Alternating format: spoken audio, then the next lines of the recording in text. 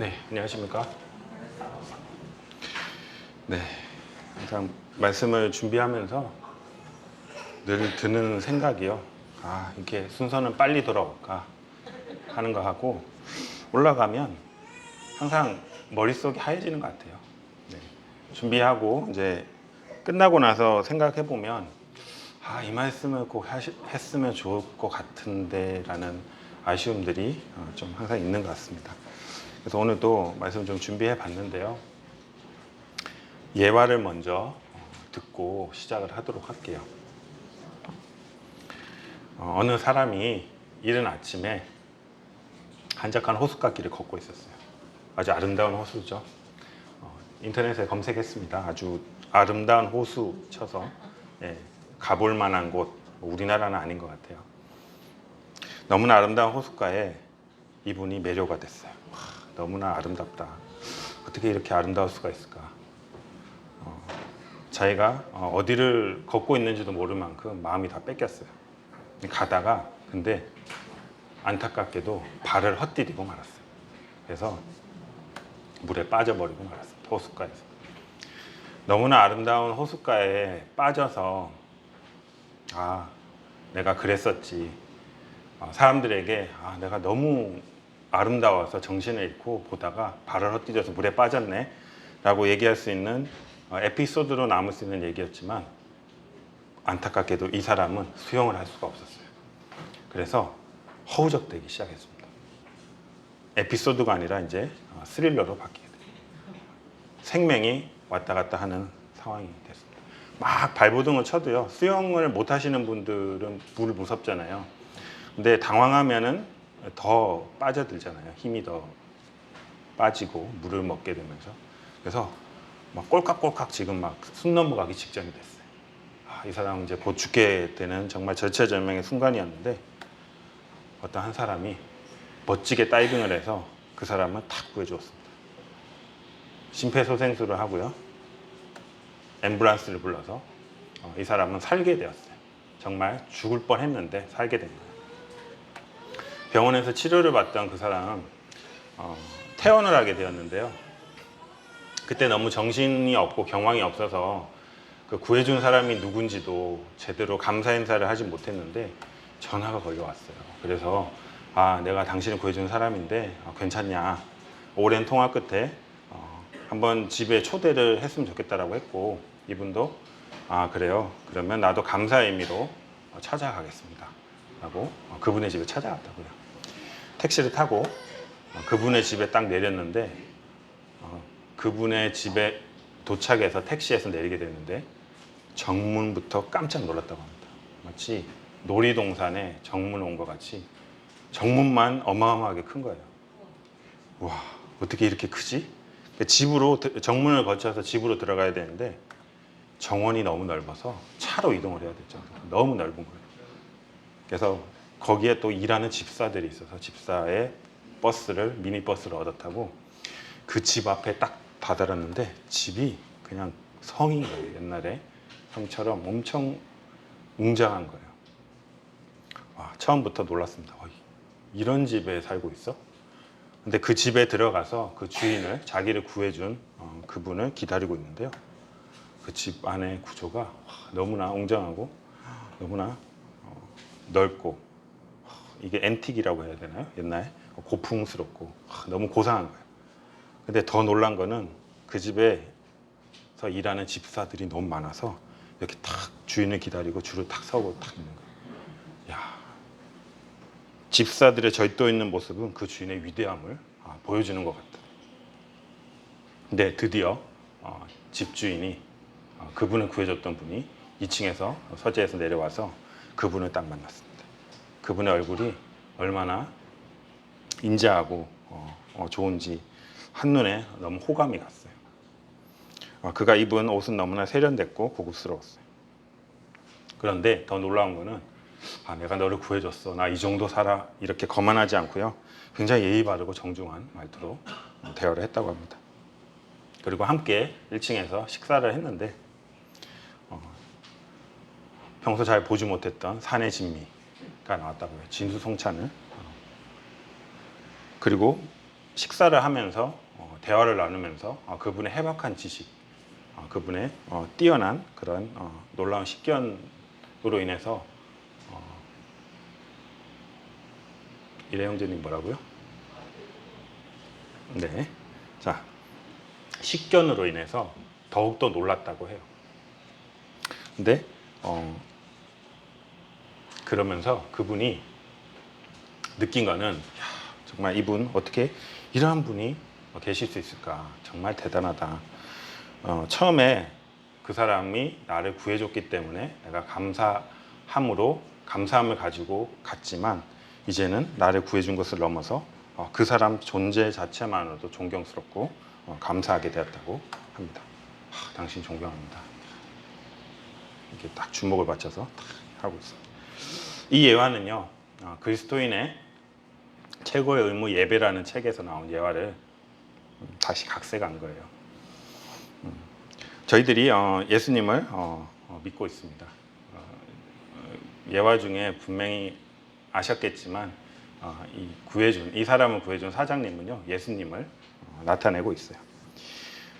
이 예화 속의 주인공처럼 그를 주인공을 구해준 그 사장처럼 저희가 알면 알수록, 경험하면 경험할수록 놀랍고 고개가 숙여지는 우리 주님을 발견하고 함께 그분을 추구하고 살았으면 하는 마음에 예수님에 대해서 어디까지 알고 계신지, 예수님의 어떠하심에 대해서 다시금 함께 나눴으면 하는 마음에 말씀을 좀 준비하게 됐습니다. 이제 크리스마스가 다가오고 있어요. 날씨가 이제 추워졌어요, 그죠? 이제 점점 겨울을 향해 가고 있고, 지금 가을비 내리고 있는데 점점 더 추워질 것이고, 이제 겨울이 되면 이제 크리스마스가 오는데, 저희가 의원교회 개척 첫 해 크리스마스 행사를 가졌습니다. 그때 아주 조촐하게 몇 가지가 안 되는 분들끼리 모여서, 그때는 코로나 전이었기 때문에 식사를 준비해서 식사도 나누고 했어요. 그러다가 코로나 때문에 못 모이다가 뭐 줌으로 모이고 했었죠. 비대면 모이고 하다가 작년에 식사는 하지 못했지만 행사들을 가졌어요. 연말이고 공휴일이기 때문에 예수님을 믿든 믿지 않든 크리스마스는 매우 중요한 행사로 사람들에게 인식되어 있습니다. 근데 크리스마스 하면 사람들이 생각하는 거는 그림처럼 산타크로스 나와서 선물 주고, 그죠? 기쁘고 연인끼리 만나서 맛있는 거 먹고 서로 사랑을 확인하고, 그죠? 근데 이런 생각 안 드셨어요? 왜 남의 생일에 너네들이 이렇게 기쁘게 선물 주고 맛있는 거 먹니? 크리스마스 뭐죠? 실제로 예수님이 이 땅에 오신 날입니다, 그죠? 그날을 기념하기 위한 것이죠. 근데 이제 그런 생각이 들었어요. 저 어렸을 때는 이런 표현도 잘 안 했어요. 예수님이 오신 날, 이런 표현 잘 안 했어요, 그죠? 성탄절, 뭐 지금도 달력에 성탄절에 써 있는데 탄생한 날, 뭐 석탄절이라고 해서요, 부처님이 탄생한 날, 뭐 이렇게 탄생했다, 태어났다 이런 그 의미로 쓰다가 이제는 부처님 오신 날, 예수님 오신 날, 이렇게 오신 날로 많이 바뀌었습니다. 태어난 것과 오신 것의 차이를 성도님들 어떻게 받아들이고 있으신지, 우리가 믿는 예수님 그분에 대해서 어디까지 알고 있으신지 한번 궁금해서 좀 준비를 해봤어요. 예수님 하면 저희가 믿든 믿지 않는 분이든 십자가의 사역을 생각합니다. 예수님 하면 십자가 많이 생각하죠. 그래도 그럴 수밖에 없는 게 저희들은 매주 떡과 잔을 통해서 주님의 죽으심과 다시 오심을 기념을 하고 있어요. 그렇기 때문에 저희들은 이것을 잘 알고 있습니다. 하지만 이것을 너무 강조하다 보니까 예수님은 저희를 위한 구원자 정도로만 저희들이 생각하고 살 때가 많은 것 같아요. 대속하심은 예수님의 사역 중 하나였어요. 물론 매우 중요한 사역이었어요, 저희들에게는. 근데 구속 사역 중, 예수님의 많은 사역 중 하나였다는 것이에요. 그럼 저희는 저희가 생각하는 수준에서 예수님을 생각하고 그렇게 취급할 때가 참 많은 것 같습니다. 십자가 사역만이 다가 아닌 거죠. 말씀에서도 보면 그 구약에 모세에게 하나님이 나타나셔서 나는 스스로 있는 자다라고 모세에게 자기의 이름을 밝히게 돼요. 스스로 있는 자, 여호와죠. 야훼라고도 불리기도 하는데 히브리어로 그 하나님. 근데 예수님께서 이 땅에 오셔서 그들에게 내가 그니라 라고 하셨는데 I am who I am이라고 내가 그다. 난 스스로 있는 사람이다 라고 그런 의미로 유대인들은 받아들였다고 해요. 결국은 동일한 이제 호칭인 거예요. 예수님과 이제 하나님에 대해서는 동일한 호칭을 사용하는 것을 보면서 예수님은 우리의 죄를 위한 구속자를 넘어서 영원하시고 거룩하시고 전능하신 하나님이심을 드러내고 있습니다. 예수님은 영원하신 하나님이시라는 거예요. 그렇다면 예수님께서 성육신 하시기 전에 성육신 하셔서 이 땅에 오셔서 3년 반 동안 공성회를 하시고 제자들을 가르치시고 십자가에 달리셨잖아요. 그 전과 그 후에 과연 무슨 일을 하셨을까? 무엇을 하고 계셨을까라는 것을 오늘 한번 살펴보기를 원합니다. 창세 전이에요. 이 세상이 만들어지기 전이에요. 저희들도 만들어지기 전이겠죠. 사람도 만들어지기 전이고 어떤 물질의 세계가 만들어지기 전. 하나님이 태초에 하나님이 천지를 창조하셨습니다. 태초라는 표현이 나와요. 태초가 뭘까? 자, 영어로 in the beginning이라고 되어 있습니다. 자, 시작이에요. 시작. 자, 이 시작이 하기 전에는 시작이 아닌 거예요. 없는 거예요. 그죠? 예수님이 하나님에 의해서 세상이 시작되었어요. 그 창조에 의해서. 그 어떤 사람도 그 순간 있지 않았어요. 그죠? 왜냐하면 시작도 되지 않았었기 때문에. 태초에 말씀이 계셨습니다. 이 말씀이 하나님과 함께 계셨어요. 예수님께서는 태초 전부터 하나님과 함께 계셨던 거예요. 시작하기 전부터. 예수님은 하나님과 함께 영원 전부터 계셨던 거예요. 요한복음 17장 5절에 창세전에 내가 아버지와 함께 가졌던 영화로서 지금도 아버지와 함께 나를 영화롭게 하옵소서라고 주님이 이제 기도를 하고 계신데요. 창세 전부터 아버지와 함께 영화를 누리고 계셨어요. 근데 사람들은 뭐 아버지의 독생자 뭐 이런 얘기를 하면서 그냥 단지 예수님께서 이 땅에 오셨을 때부터 뭔가 등장하고 그 전에는 뭔가 없으셨은 것 같은, 숨어서 아무 일도 하지 않았을 것 같은 그런 오해들과 생각들을 이제 하기도 했었어요. 초기에 기독교 그 교리에서 보면 또 여러 뭐 삼위일체에 대한 얘기들이 나오고 뭐 교리들이 이제 여러 회의들이 있었는데 그 중에서도 또 믿는 사람들조차도 예수님에 대해서 오해를 한 적도 있었어요. 예수님은 하나님과 같은 속성을 가지고 하나님에게서 나온 그 성부 하나님께서 나온 그런 종속적인 하나님 아버지의 종속적인 존재다라고 생각했던 적도 있었습니다. 하지만 성경에서 보면 그는 하나님의 본체시라고 하고 있습니다. 즉 예수님은 성부 하나님과 동일한 하나님이심을 저희는 믿고 있고 성경을 통해서 알 수가 있는 거예요. 그렇다면 예수님께서 그 태초 전부터 창세 전부터 하나님과 함께 계셨다면 과연 무엇을 하고 계셨을까요? 여러분 궁금하지 않으세요? 창세 전에 예수님께서 무엇을 하고 계셨을까요? 저희 집에 있는 책 중에 세계 구속의 여명이라는 에릭 사워 분이 쓰신 책이 있는데 그 책을 보니까 정리가 잘 돼 있어서 좀 발췌해 왔습니다. 자, 무엇을 하고 계셨을까? 하나님 아버지와 함께 영광 가운데 계시며 사랑의 교제를 했다라고 합니다. 태초에 말씀이 계셨고요. 이 말씀이 하나님과 함께 계셨죠. 그리고 창세 전부터 나를 사랑하셨다라고 하고 있습니다. 서로 사랑의 교제를 나누고 있었다는 것을 저희는 말씀 통해서 알 수가 있어요. 또 무엇을 하셨을까요? 하나님 아버지와 함께 천사들, 즉 영적인 존재를 창조했습니다. 예, 이 사람을, 이 지구를, 어떤 물질 세계를 창조하기 전에 영적인 존재를 만드셨다고 분별하고 있어요. 그 이유는 이제 욥기서에 보면 하나님이 세상을 창조하시는 그런 모습들이 나오면서 그때 이제 새벽별들이 기뻐 노래했고 하나님의 아들들이 기뻐 소리 질렀다라는 표현들이 있습니다. 구약의 욥기에 하나님의 아들들이라는 표현은요 천사들로 분별하고 있어요.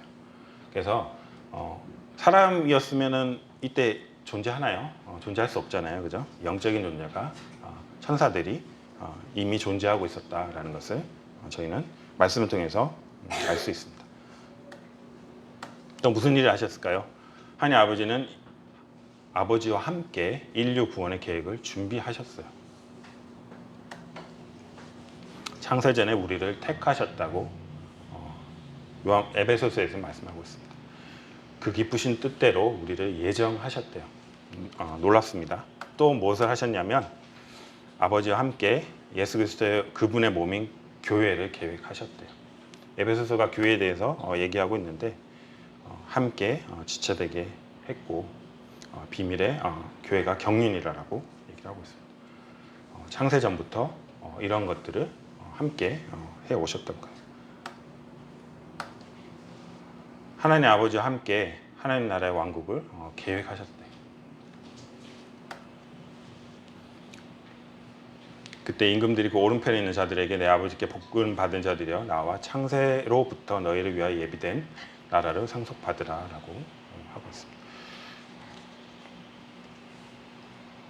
성령님께서는요 어떻게 사람이 이것을 다 알 수 있겠습니까, 그죠? 성령님께서는 사람 중에 뛰어난 지성을 통해서 이 성경을 통해 이런 사실들을 계시해 주셨고 사람들이 이 부분들을 분별해서 창세전에 이런 일들을 하셨다라고 분별들을 하고 있습니다. 그러면 이제 창조 인 더 비기닝이라고 했죠. 하느님이 그 창조하기 전에는 이런 일들을 하셨다면 창조하실 때 이제는 그 시작을 하실 때가 있잖아요. 그때는 과연 무엇을 하셨을까? 하느님께서 천지를 창조하셨죠. 하나님에 의해서 어떻게 보면 모든 것이 시작된 거예요. 그죠? 자, 시작, 비긴 딱 된 거예요. 근데 이때도 예수님께서는 무엇을 하셨을까요? 성경의 많은 부분에서는요. 예수님이 창조 사역에 참여했다라고 분명히 말씀하고 있습니다.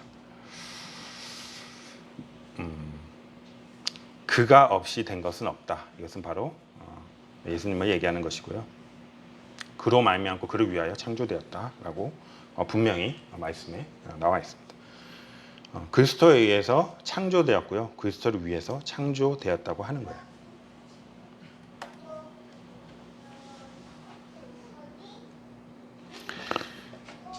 욥기서 38장 39장을 보시면 이렇게 놀라운 창조 사역의 과정을 우리는 이제 볼 수 있습니다.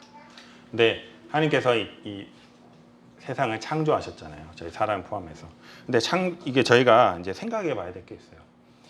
하나님께서 그러면 왜 창조하셨을까? 사람을 포함한 이 천지 만물을 창조하셨을까라는 것을 생각해 보아야 됩니다. 하나님께서는 어떤 일을 하실 때 사람도 마찬가지잖아요. 어떤 목적을 가지고 하시잖아요. 하나님께서도 목적이 있으셨어요. 왜 우주 만물을 만드셨을까요? 하나님께서 행하실 때는요, 다 이유가 있고 목적이 있어요. 하나님의 영광을 위해서 행하십니다. 사람을 위해서 행하시지 않으세요. 그죠? 자기 이름을 위해서 의의 길로 인도도 하시고요. 그죠? 자기 앞에 영광스러운 교회도 세우시고요. 그 은혜의 영광을 찬송하게 하기 위해서, 그의 영광을 찬송하게 하기 위해서 하나님께서는 자기의 영광을 위해서, 하나님의 영광을 위해서 행하십니다. 사람을 사랑하셔서 교제하시려고 심심하셔서 틀린 말 같지는 않은데 가장 중요한 것은요, 하나님의 영광을 위해서 행하셨어요. 창조도 마찬가지입니다. 창조의 목적이 뭐라고 되어 있습니까? 하나님의 영광을 위해서 창조되었다고 하고 있습니다.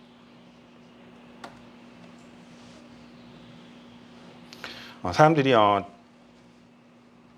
과학이 발달하고 의학이 발달하면서 하나님께서 창조하신 그런 창조물들을 막 이렇게 연구하고 막 알아가잖아요. 근데 알아가면 알아갈수록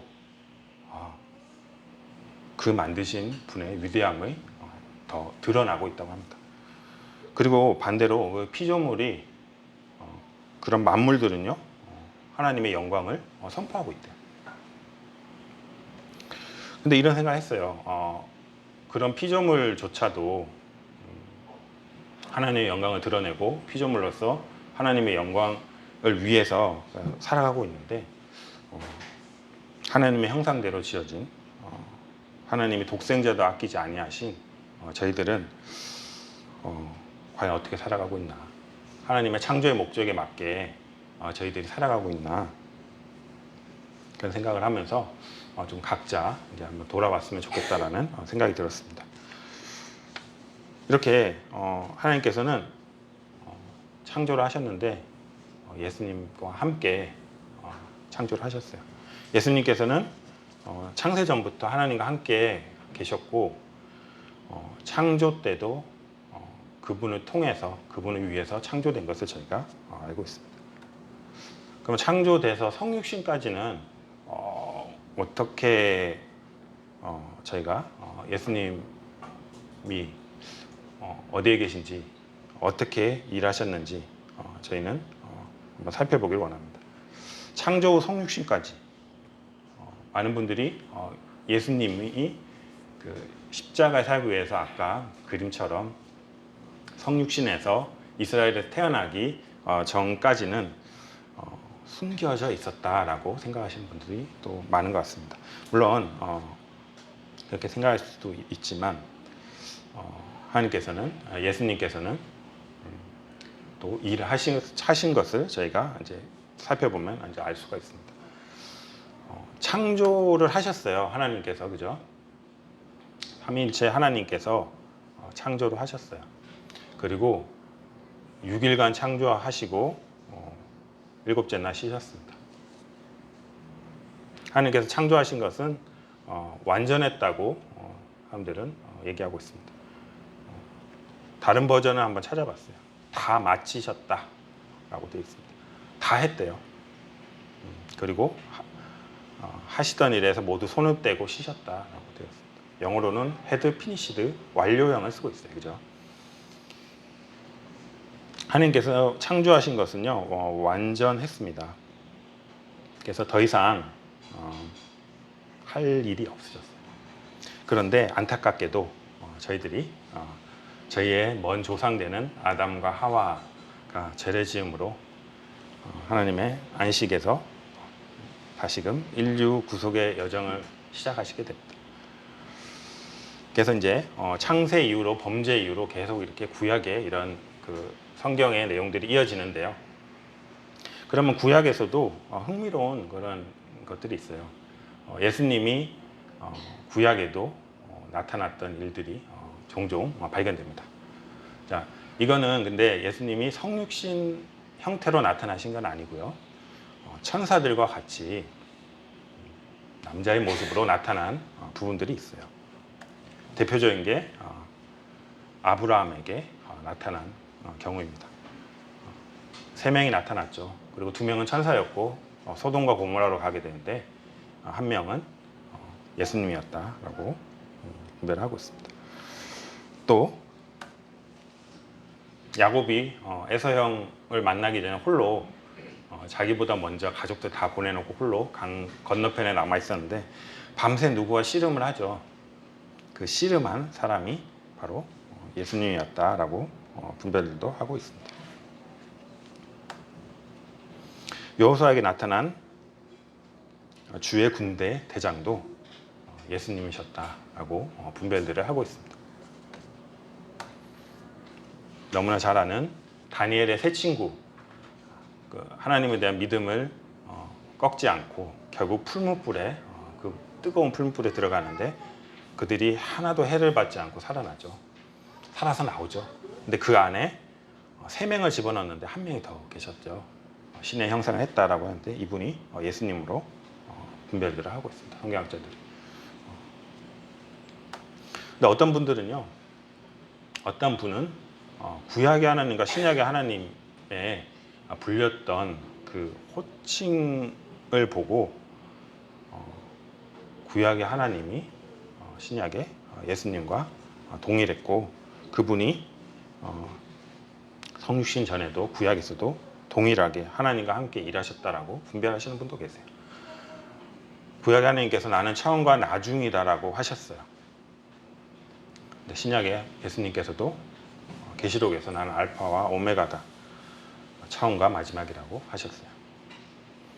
그리고 이사야서에서 천사들이 거룩하다 거룩하다 거룩하다 3번 외칩니다. 그죠? 계시록에서도 그 보좌에 앉으신 예수님을 향해서 천사들이 거룩하다 거룩하다 거룩하다 3번 외칩니다. 그리고 자신의 이름을 스스로 있는 자 여호와라고 하고 있는데요. 요한복음에서도 유대인 바리새인들과 어떠한 논쟁을 벌일 때 내가 아브라함을 보았고 그뿐만이 아니라 그 전부터 있었다. 난 영원하신 하나님이다. 구약의 하나님이다라고 얘기를 하고 있습니다. 이런 것들을 통해서 사람들은 어떤 분들은 분별하기를 아니 아까 얘기했던 그때만 예수님이 아니라 하나님께서 이미 하나님과 함께 구약에서도 활동하셨다라고 분별하기도 합니다.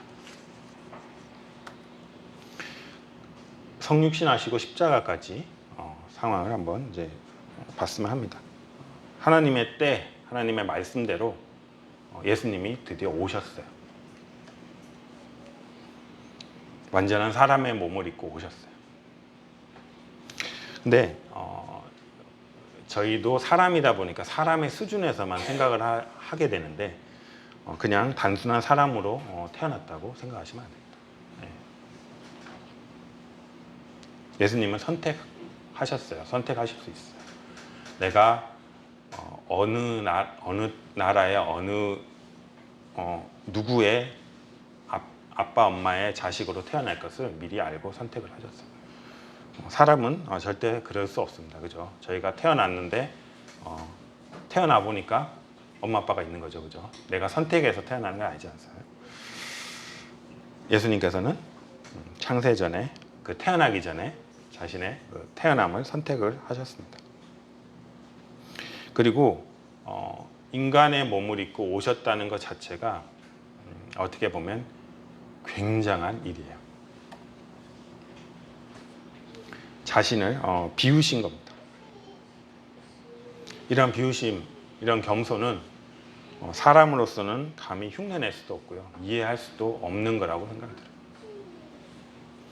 굳이 비유를 하자면 이 세상 전 세계를 정복한 어떠한 왕이 있었는데 그 왕이 그 왕자를 내려놓고 그 왕권과 왕위를 버리고 그 왕관과 금의를 벗고 하찮은 노예들이 입는 옷을 입었다고 생각을 해보십시오. 이런 일은 없죠.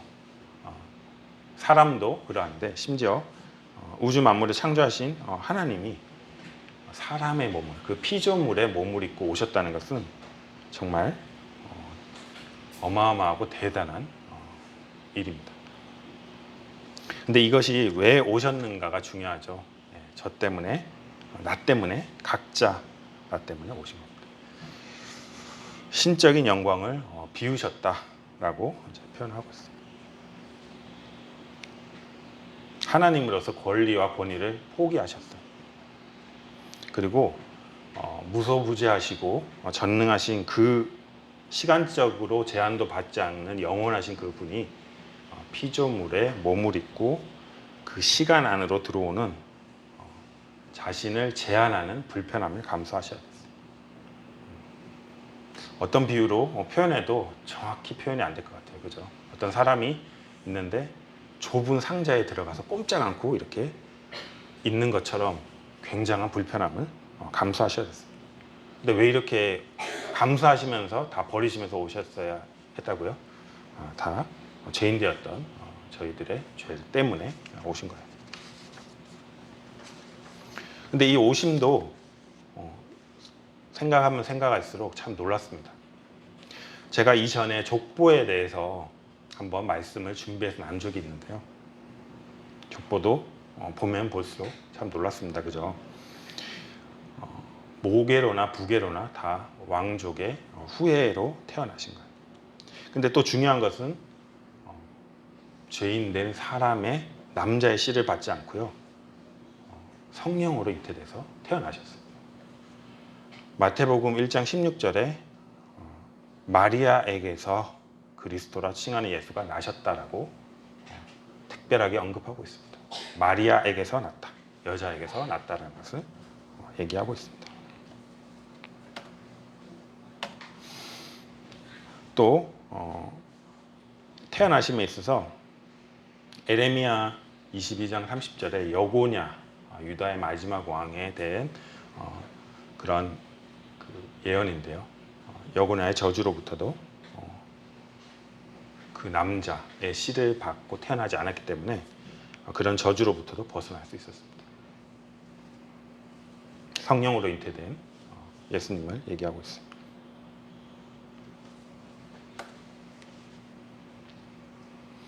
예수님이 이 땅에 오셨어요. 그죠? 저희가 매주 떡과 잔을 나누고 기도하고 예배를 드립니다. 그죠? 저희는 이거에 대해서 너무나 잘 알고 있어요.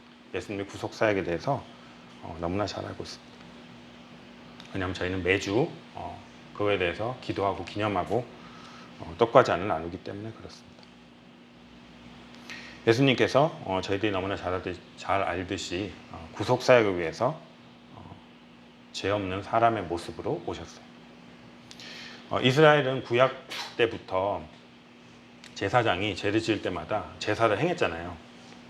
근데 이 제사는 사람의 죄를 영원히 사하지 못했습니다. 그죠? 그 효력은요 일시적이었어요. 이 사람이 죄를 추가로 짓기 전까지밖에 효력이 적용되지 않았습니다. 이제는 죄 없는 흠 없는 하나님의 어린 양 되신 예수님께서 오셔서 인간의 몸을 입고 오셔서 십자가에 달리셨습니다.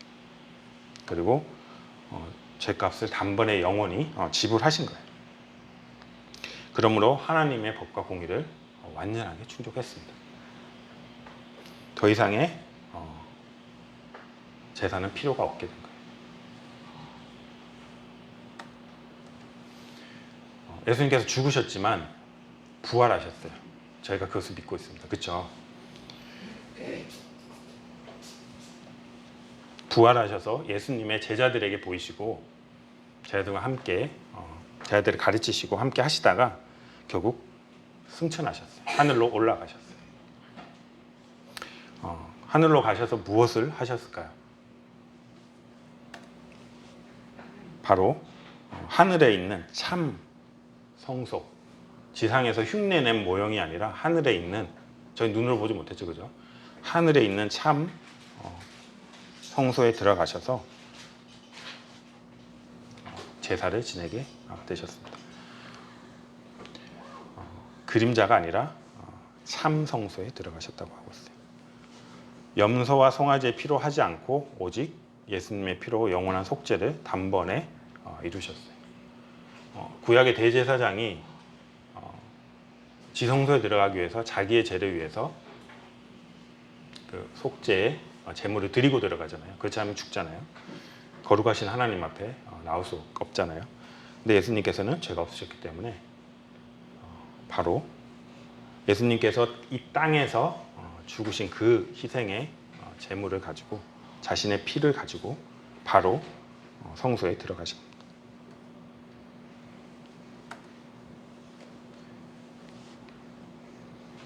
그리고 바로 단번에 완전히 저희의 죄를 이루셨어요. 그리고 하나님 우편에 앉으셨다라고 되어 있습니다. 이 땅에 구약 시대의 제사장들은 앉을 틈이 없었죠. 쉴 틈이 없었죠. 왜냐?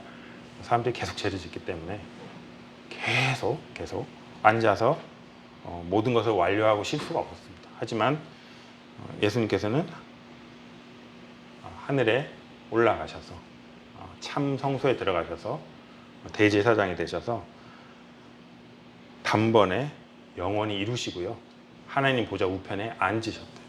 이 말은 한 번에 완전히 이루어졌다라는 것을 얘기하고 있습니다.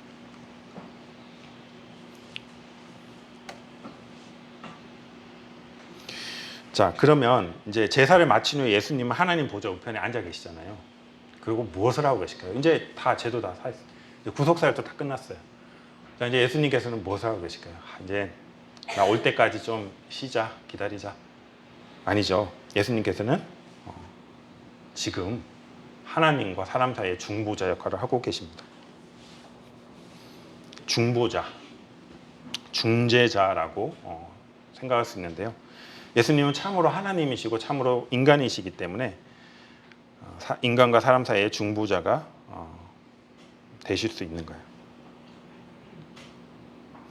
저희가 죄로 인해 하나님과 원수 되었어요. 사실 저희 힘으로 하나님께 나아갈 수가 없었어요. 저희 힘으로 이 죄를 어떻게 할 수가 없었어요. 예수님께서 오셔서 중재자 역할을 하지 않으셨으면 저희는 여전히 죄 가운데 죽어서 멸망당할 수밖에 없는 불쌍한 인간들이었어요. 그런데 예수님께서 오셔서 하나님과 화목해 중재 역할을 하신 거예요.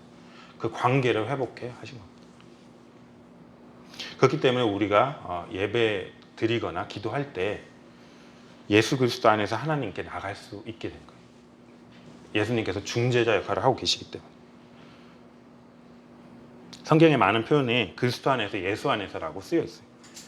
그것은요, 우리가 잘나서, 우리가 의로워서 구원받은 것이 아니고 오직 예수 그리스도의 희생과 은혜로 인함임을 그분을 통해서 하나님께서 용서하시고 우리를 받으셨음을 나타내고 있는 거예요. 그렇기 때문에 우리는 사실 오해할 수 있어요. 스스로 뭔가 나는 의인이고 나는 뭔가 좋은 존재다라고 생각할 수 있어요. 하지만 사실 이 사실들을 생각해 볼 때 자랑할 것이 없는 거예요. 그리고 저희의 모든 기도와 그런 것들이 다 예수 그리스도의 이름으로 끝마쳐야 하는 이유가 바로 예수님의 그 중재 역할에 있습니다. 또 예수님은 또 어떤 일을 지금 하고 계실까요? 바로 대언자의 역할을 하고 있습니다. 다른 표현으로 변호인이라고 표현하고 있습니다. 우리의 죄는요, 예수님의 구속사역으로 완전히 사함을 받았습니다. 근데요, 우리의 신분은 의롭고 거룩하지만 사실 여전히 육체 가운데, 역설품 가운데 같이 생활하고 있기 때문에 우리의 상태는 불안정해요. 우리가 하나님의 말씀에 순종해서 살기도 하지만 육신의 영향으로 죄를 짓기도 합니다. 하나님은 거룩하신 분이세요. 죄를 짓는 것에 대해서 믿는다고 믿지 않는다고, 성도라고 불신자라고 관대함의 차이가 있지 않습니다. 하나님께서는 죄를 용납하실 수 없는 거룩하신 하나님, 그 속성과 성품 변하지 않으세요. 하지만 이미 예수 그리스도의 대속함으로 저희의 죄는 용서받았고요. 변호인인 대언자 그리스도가 계신 거예요. 사람들이 많은 오해를 합니다. 저도 인천에서 모임생활 할 때 처음에 오해들 했어요. 은혜를 너무 강조하다 보니까 죄를 쉽게 지었습니다. 용서받았으니까. 하지만 이렇게 오해하고 이것을 이용해서 방종하면 안 되는 것입니다. 성경 어디에도요, 우리가 용서받았고 우리에게 대언자가 있기 때문에 담대히 죄를 짓고 살라라고 말하고 있지 않아요. 제가 죄를 짓게 된다면, 요한일서 2장 1절 마지막 말씀 보면 만일 누가 범죄하여도 라고 되어 있잖아요. 저희는 범죄할 수 있습니다. 육신을 가지고 있기 때문에 죄를 지을 수 있어요. 하지만 이것이 정당화돼서는 안 됩니다. 죄를 지었다면 주님께 회개하고 반성하고 주님 앞에 나가서 그 죄를 자백해야 됩니다. 그때 예수님은 대언자가 되셔서 저희의 변호인이 되셔서 하나님께 우리를 변호하시게 되는 것이에요. 우리가 그 하나님의 그 은혜를 업신여기고 함부로 산다면 주님께서 베풀어 주신 크신 은혜를 다시 짓밟고 주님을 슬프게 하는 삶을 주님을 슬프시게 만들 수 있다는 거예요. 범사 헤아려서 주님을 기쁘시게 해야 됩니다. 아까 살펴본 바와 같이 하나님이 창조하신 그 목적에 맞게 또한 저희를 그 피로 사셨잖아요. 범죄로 주님의 저희를 구속하신 그 목적에 맞게 저희는 범사의 주님 말씀 순종하고 주님을 기쁘시게 하기 위해서 살아야겠어요. 근데 이것은 저절로 사실 되지 않습니다. 구원받았다고 저절로 되지 않아요. 왜냐하면 저희가 육신이 가지고 있기 때문이에요. 때로는 저희의 생각과 마음을 쳐서 몸을 쳐서 복종시켜야 될 때도 있습니다. 매일 자신의 십자가를 지는 신앙의 경주를 주님 오실 때까지 계속 해야 됩니다. 신앙의 경주하면 전 항상 마라톤이 생각이 나요. 때로는 지칠 수도 있고 때로는 내리막길을 만나서 힘을 받아서 달릴 때도 있지만 계속 희비가 엇갈리기도 합니다. 하지만 꼬링점이 될 때까지 주님이 오실 때까지 저희가 그것을 포기할 수는 없는 거고 계속적으로 나가야 된다는 것이에요. 결국 주님은요 왕으로 오실 겁니다. 지금 하나님 보좌 우편에 앉아 계시지만 언젠가는 시작이 있으면 끝이 있듯이 왕으로 오실 거예요. 그리고 이 세상을 심판하실 것입니다. 그분의 나라를 세우고 영원히 통치하실 거예요. 그리고 저희들은요 하나님 왕국의 백성이 되어서 하나님과 영원히 함께 살 것입니다. 결론을 얘기하고 제가 마치도록 하겠습니다. 이제껏 살펴본 대로 저희가 믿고 섬기고 있는 예수님이 이렇게 놀라우신 하나님, 그분이 근데 그 놀라우신 하나님이 우리의 주가 되셨대요. 그리고 우리와 함께 거하십니다. 그리고 우리의 왕으로 오셔서 우리와 함께 영원히 거하실 것을 약속하셨어요. 우리는 이 놀라운 진리를 알면 알수록 예수님이 어떠한 분임을 경험하거나 알면 알수록 은혜를 오해하고 방종할 것이 아니고요. 더욱더 겸손히 주님을 경외하고 주님의 뜻을 구하며 순종하며 주님 오실 때까지 살아야 되겠습니다. 이상 마치겠습니다.